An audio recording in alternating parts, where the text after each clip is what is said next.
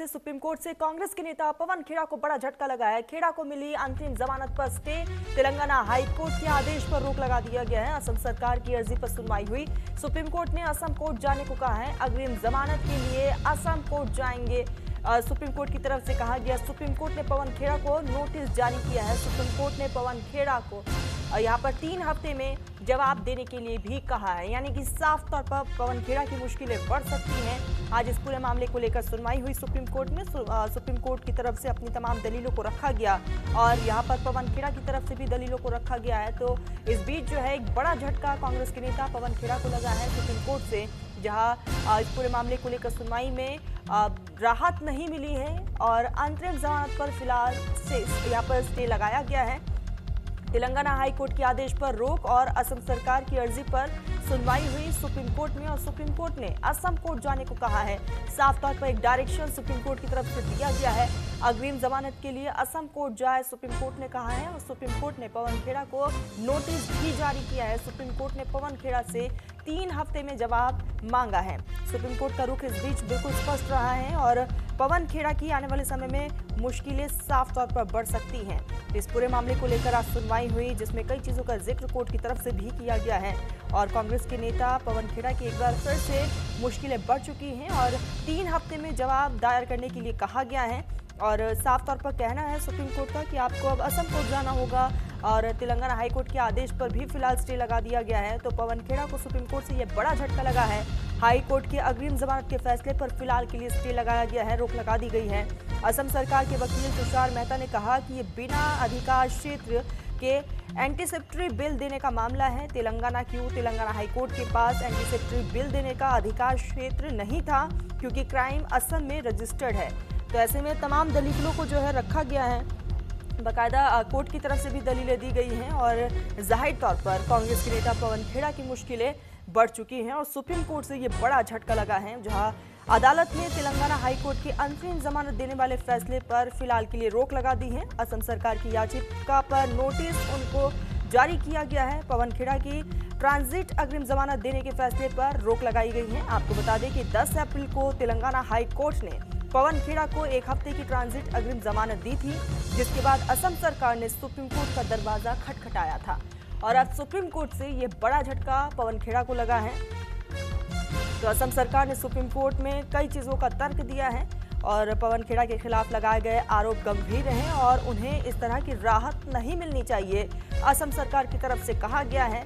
और अब अदालत ने खेड़ा की ट्रांजिट अग्रिम जमानत वाले हाई कोर्ट के फैसले को रद्द कर दिया है, यानी कि जो राहत पहले दी गई थी वो राहत को भी हटा दिया गया है। बता दें कि मामला असम सीएम हिमंता बिस्वा शर्मा की पत्नी रिंकी भुइया शर्मा से जुड़ा हुआ है और इसी पूरे मामले को लेकर विवाद भी देखने को मिला।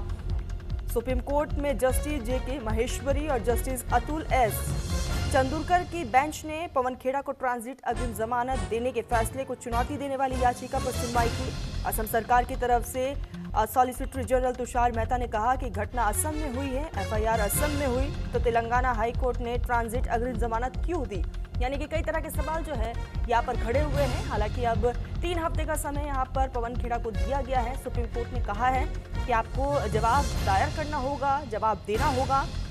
आपको बता दें कि इस बीच जो है बाकायदा तुषार मेहता की तरफ से भी अपनी तमाम दलीलों को रखा गया, अपने पॉइंट्स को रखा गया है और इस पर अदालत ने कहा है कि पवन खेड़ा को गिरफ्तारी से कोई भी संरक्षण नहीं दिया जा सकता।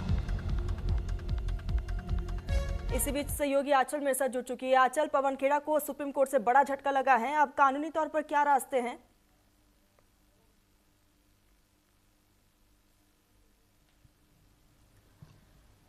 देखिए, बिल्कुल जब ये पूरा प्रकरण घटित हुआ था इसके बाद से कंट्रोवर्सी भी काफ़ी हुई थी, एफआईआर हुई थी। पुलिस जो है पवन खेड़ा के घर पे भी गई थी, जहां पर कहीं ना कहीं उनको पवन खेड़ा घर पर मौजूद नहीं थे, वे उसके बाद से हैदराबाद निकल गए थे।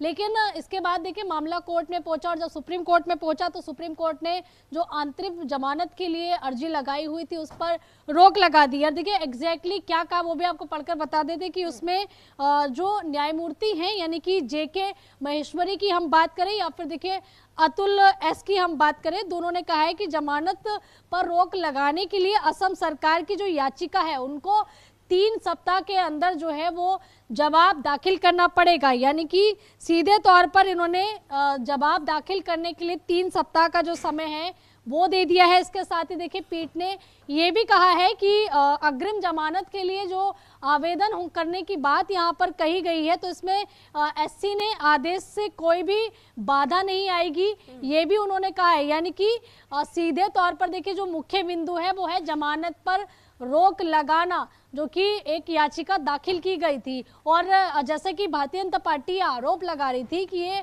पूरी तरीके से जो फर्जी वीज़ा, फर्जी पासपोर्ट रखने की बात कही गई थी वो कहीं ना कहीं डॉक्यूमेंट एआई जनरेटेड थे। इस तरीके के आरोप भारतीय जनता पार्टी ने कांग्रेस और पवन खेड़ा पे लगाए थे। हालांकि कांग्रेस ये कह रही है कि आप पासपोर्ट वाली बात को कह सकते हो, लेकिन इसके अलावा जो पूरी की पूरी एक लिस्ट है ट्रांजैक्शन की, उसको आप नहीं झुठला सकते हो।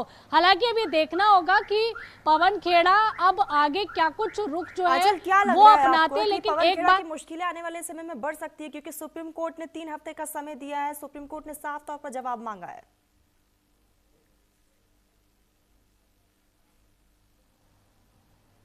बिल्कुल, देखिए उन्होंने 3 सप्ताह का समय दिया है, 3 हफ्ते के अंदर अंदर जो है वो जवाब दाखिल भी करना होगा।